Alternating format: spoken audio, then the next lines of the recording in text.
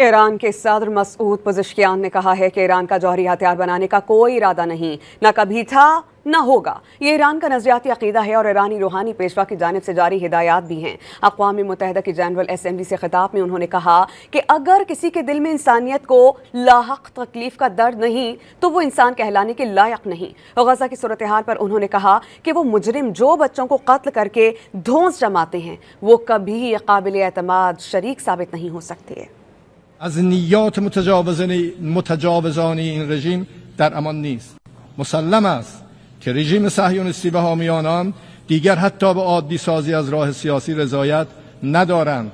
حضور خود را با زور و عریان تحمیل می‌کنند. یک بار دیگر در این مجمع اعلام می‌کنم که ایران هرگز به دنبال ساخت هسته‌ای سلاح هسته‌ای نبوده و نخواهد بود. ما به دنبال سلاح هسته‌ای نیستیم و این یک باور اعتقادی و فتوای رهبری است.